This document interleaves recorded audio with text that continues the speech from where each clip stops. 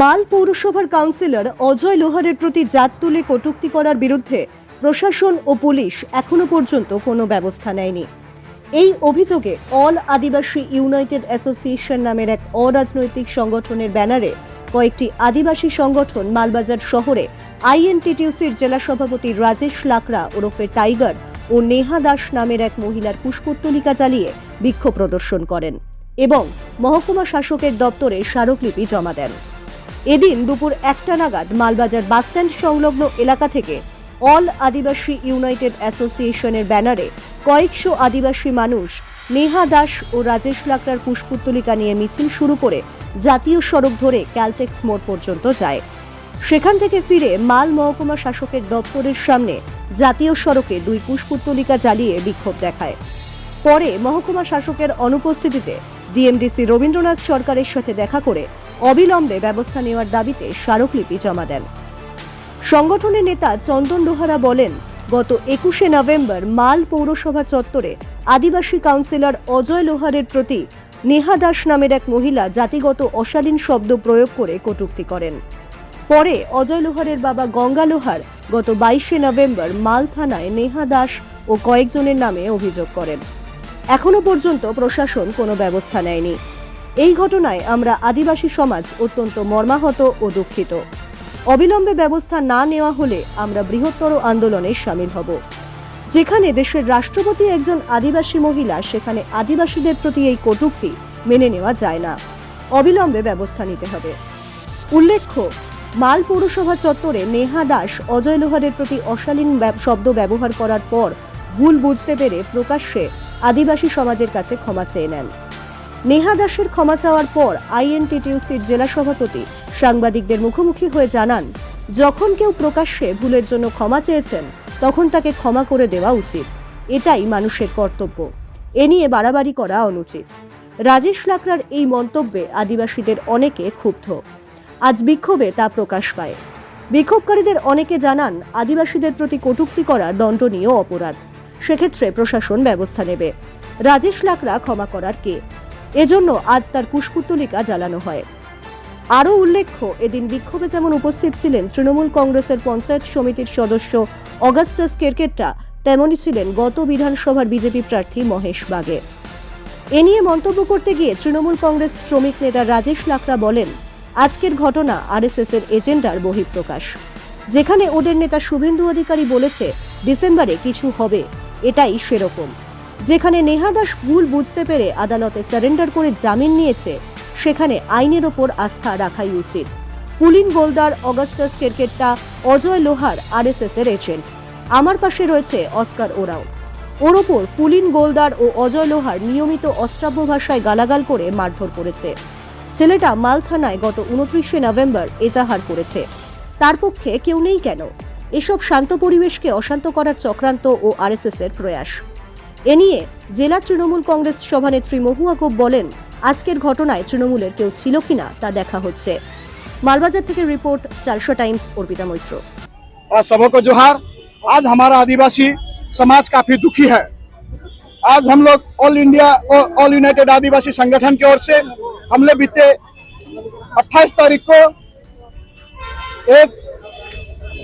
28/11/2022 को हमारे माल के थाना में भारतीय संविधान के आधार पर जो आदिवासी जनजातीय कानून होता है, प्रिवेंशन ऑफ एट्रोसिटी एक्ट के तहत में हमारे जो माल बाजार के कैलटेक्स मोड़ के 2 नंबर वार्ड के एक परिवार, गंगा लोहरा का परिवार, जो आदिवासी जनजाति से बिलोंग्स करता है, वो उन्होंने माल थाने में उनके जरिए पूरे आदिवासी ऑल यूनाइटेड आदिवासी ऑर्गेनाइज के साथ में मिलकर एक एफआईआर लॉन्च किया गया था कि एक नेहा दास और उनके साथ में कई सारे लोग आदिवासी समाज को अभद्र टिप्पणी किया था, जिसमें एक घिनौना सारा कई सारे आदिवासियों के लिए गाली की तरह था। इससे आदिवासी समाज काफी दुखी और पीड़ित है। ऐसा लग रहा है कि भारतवर्ष के मूल निवासी आदिवासी को क्यों गाली दिया जाता है? हम इस देश के मूल निवासी हैं, हम इस देश के मूल नागरिक हैं और हमारे संविधान में हमें अधिकार दिया है। उन अधिकार को हमें सरकार को पालन करना होगा। लेकिन देखा जा रहा है कि 28 तारीख से लेके आज महीने का 6 तारीख हो गया, 8 दिन बीत गए, लेकिन सरकार की ओर से किसी भी प्रकार का कार्रवाई नहीं किया जा रहा है। इसीलिए हम आज हमारे जो पश्चिम बंगाल के government of West Bengal office of sub division officer से यह निवेदन करने आए हैं कि भारतीय संविधान के आधार पर, प्रिवेंशन ऑफ एट्रिसिटी के आधार पर, जनजातीय कानून के आधार पर उन्हें जल्द से अरेस्ट किया जाए। इसी के लिए आज हम ऑल यूनाइटेड आदिवासी ऑर्गेनाइजेशन संगठन की ओर से हम सरकार के सामने पुनः आग्रह करने आए हैं कि पुनः जल्द से जल्द नेहा दास और उनके जो भी साथीगण थे जिन्होंने आदिवासी जनजाति को गाली दिया था उन्हें अरेस्ट किया जाए। आज हम लोग एसडीओ के यहाँ पे डेपुटेशन देने के लिए आए हैं। आप लोग को तो देख सकते हैं कि आज यहाँ पे क्यों डेपुटेशन दिया जा रहा है।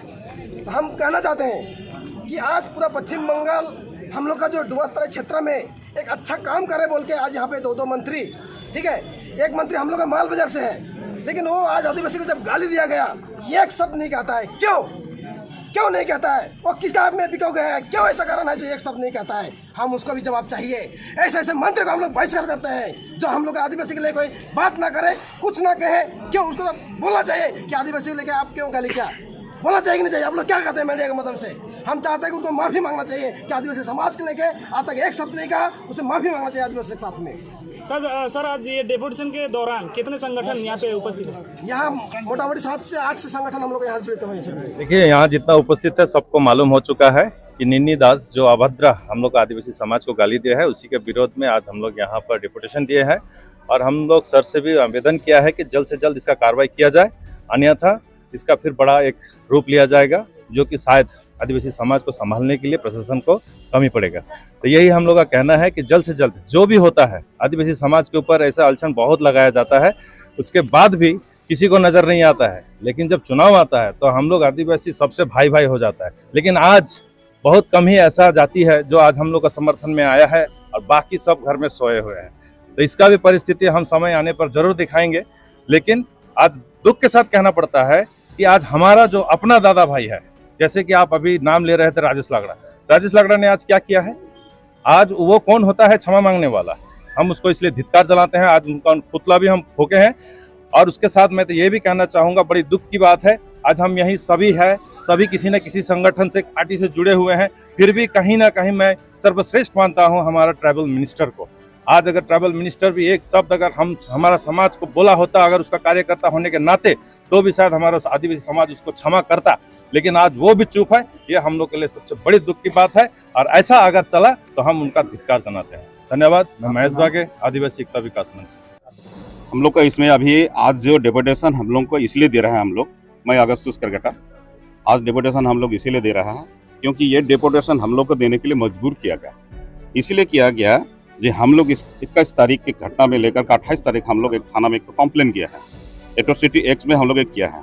लेकिन 28 तारीख के बाद में आज हम लोग का है आपका 6 तारीख, लेकिन अभी तक हमारा कोई केस फाइल जो हुआ उसका कोई हम लोग को जीडी नंबर हम लोग अभी तक नहीं दिया, जिसके कारण से बाध्य होकर के जो आदिवासी को जो गाली करने वाला जो महिला है उसको लेकर के एट्रोसिटी एक्ट देने के बाद में उसको अभी कुछ नहीं किया गया। इसलिए आक्रोश होकर के आज प्रेस मीडिया के जरिए सबको देखा, ये आक्रोश होकर के हमारा आदिवासी समाज एक बंद हो करके आज मजबूरन हम लोग के एसडीओ में हम लोग को डेपुटेशन हम लोग को देने पड़ रहा है। हम लोग कोई राजनीति को हम लोग यहाँ पर कोई ये नहीं कर रहा है, दोष नहीं दे रहा कोई राजनीति, लेकिन हमारा समाज को कोई भी गाली करेगा उसके लिए हम लोग समाज एक बंद होकर के जाएगा।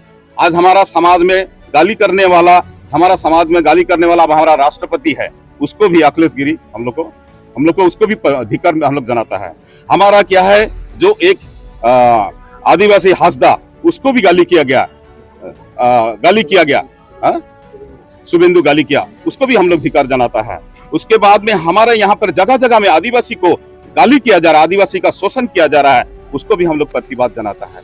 हम लोग प्रेस मीडिया मोबाइल के जरिए में हम लोग पा रहा है। हम लोग एक साथ में अगर इस प्रकार का हमारा आदिवासी समाज को लगातार इस प्रकार का शोषण करेगा, गाली गलौज देगा, तो हमारा पूरा भारत, पूरा पश्चिम बंगाल, पूरा डुवर्स एक साथ में होकर के हम लोग इसको लड़ाई करेगा, एक बंद होकर के हम लोग आएंगे। आज हमारा जो डेपुटेशन हुआ, आज हमारा एसडीओ के डेपुटेशन है। अगर यदि ये डेपुटेशन में अगर यदि नहीं इसका कानूनी कार्रवाई नहीं होता है तो आने वाला दिन में हम लोग एसपी को डेपुटेशन देगा। और एट्रोसिटी एक्ट के अनुसार से हमारा जो आइन है, आदिवासी का आइन है, ईसीडब्ल्यू का जो आइन है, उसके आधार पर हम ऊपर तक जा सकते हैं। यही हमारा बोलने का।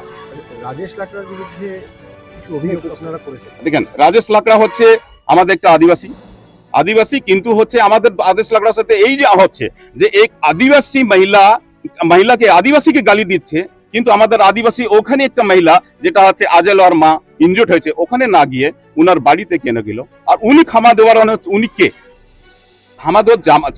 উনি ক্ষমা যদি চায় তো আমাদের সমাজ থেকে ক্ষমা চাইতে হবে ওনাকে, এইটাই হচ্ছে আমাদের বলার নাকি। যারা কেশ পুতুল দাহ করেছে তাদেরকে আমি ধন্যবাদ জানাই, কেননা তারা নিজের চোখ থেকে দেখছে না জিনিসটা। নিজের চোখ থেকে যদি দেখতো তাইলে কিন্তু আজকে এই সমস্যা হতো না। এখানে তো পুরোপুরি এটা আরএসএস এর এজেন্ডা, বিজেপির। শুভেন্দু অধিকারী বলেছিল না, মনে আছে সবারই, ডিসেম্বর মাসে বেঙ্গলকে আমরা অস্থির বা অশান্ত করে দেব, সরকারকে অস্থির করবো। সেটা একটা ওনার প্ল্যানিংটা সাকসেস হওয়ার দিকে আমরা দেখতে পাচ্ছি। এখানে আমার পাশে বসে রয়েছে অস্কার ওরাম। মাল পুরসভার যে ঘটনা নিয়ে যে ব্যাপারটাকে নিয়ে সবাই জানতেছে বা জিজ্ঞেস করতেছে, এই আদিবাসী সম্প্রদায়ের মানুষকে অজয় লোহার এবং তার মা এবং বাবা এবং নেহা দাস, যিনি মানে কিছু কথা বাইর হয়েছে ওনার মুখ থেকে, কিন্তু আমরা দেখছি এখানে তো অস্কার ওরাম আছে, ইনিও 29 তারিখে এফআইআর করেছেন। তার এফআইআর কপি আমি আপনাদেরকে দেখাচ্ছি। সেই এফআইআর কপিতে পুলিন গোলদার, অজয় লোহার, তার বাবা এবং তার পরিবার এই আদিবাসী ছেলেটার উপরে এটা এফআইআর করেছে, নাম ধরে জামিন অযোগ্য ধারা, এবং তার বিরুদ্ধেও নানাভাবে মানে নোংরা শব্দ প্রয়োগ করে গালাগালি করেছে। যে সংগঠনের মানুষরা আমরা কেশ পুতুল দাহ পুতুল যারা করলো তাদেরকে হিম্মত আছে, সাহস আছে পুলিন গোলদারের কেশ পুতুল দাহ করার? তার কার হিম্মত আছে? অজয় লোহার যারা মিথ্যা কথা বলে একটা এখানে ষড়যন্ত্র করছে, আর এর পিছনে কিন্তু আরএসএস দের এজেন্ট হচ্ছেন পুলিন গোলদার, অগস্তুস কেরকেটা, অজয় লোহার। এরা হচ্ছে বিজেপির হয়ে কাজ করতেছে, এরা তৃণমূলের কাউন্সিলর অজয় লোহার এবং পুলিন গোলদার। এই ছেলেটা তো অস্কার ওরাম, এর পক্ষে নিয়ে আজ অব্দি কেন সওয়াল করা হলো না? আমি তো বলছিলাম উভয় পক্ষকে যারা দোষী তাদেরকে শাস্তি হোক। আর এখানে আপনাদেরকে বলছি কি, যখনই আমরা দায়িত্বে আছি, যখন নেহা দাস যখন বলেছে বলে সবাই অভিযোগ করেছে, অভিযোগ করার পর নেহা দাস কি করেছে? নিজে কোর্টে গিয়ে সারেন্ডার করেছে। কি ও বলতেছে কি আমার উপরে ন্যায় বিচার কোর্টে হোক। কোর্টে এখন কি হয়েছে? গিয়েছে, কোর্ট থেকে বেল পেয়েছে, আর এখন তো ওই বিচারের পথে কোর্টে আছে মামলাটা। তা আজকে যারা পথে নেমে নেহা দাসের বা আমার কেশ পুতুল দাহ করলো, তাদের উদ্দেশ্যটা কি? এই এলাকাটাকে অশান্ত করার আবার প্রচেষ্টা হচ্ছে। আমার বলার একটাই কথা আছে, অস্কার ওরামের পক্ষ কেন নিল না অমরদান বাখলারা, অগস্তুস কেরকেটারা? আজকের মিছিলে ছিল 99% সব বিজেপির নেতারা ছিল। বিজেপি নেতারা বিজেপির সমর্থকদেরকে নিয়ে এরা আমাদের কেশ পুতুল দাহ করছে, আর বলছে তৃণমূলের নেতা রাজেশ লাকড়া মুর্দাবাদ, হুঁশিয়ার, এরকম বলছে। আমি বলছি আমিও তো আদিবাসী সমাজের লোক, কিন্তু আমি সভ্য শিক্ষিত। আমি সেদিন জোহার নিউজকে চ্যানেল থেকে একটা বাইট আমি দিয়েছিলাম, বিবৃতি যে সমাজ মাধ্যমকে, কি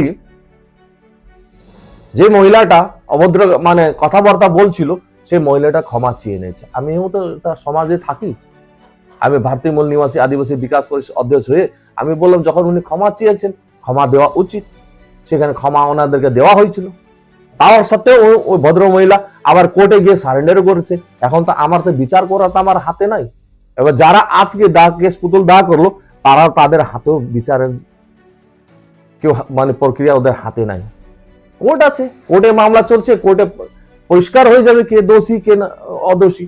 কিন্তু পথে নেমে যেভাবে আজকে পুলিন গোলদার, অজয় লোহার এবং অগস্তুস কেরকেটারা বিজেপির নেতাদেরকে ডেকে নিয়ে যে মিছিলটা করলো, এটাতে প্রমাণ হয়ে যাচ্ছে এরা কোনোদিন প্রকৃত তৃণমূল ছিল না, আর এরা কখনো এই দুয়াসটাকে শান্ত রাখবে না। এরা সব সময় কিন্তু এখানে অশান্তি বাঁধার চেষ্টা করেছে। আমার কথা যদি আপনার বিশ্বাস না করেন, অস্কার ওরার কাছ থেকে আপনারা শুনতে পারবেন ওর সাথে কি ঘটনা ঘটেছে।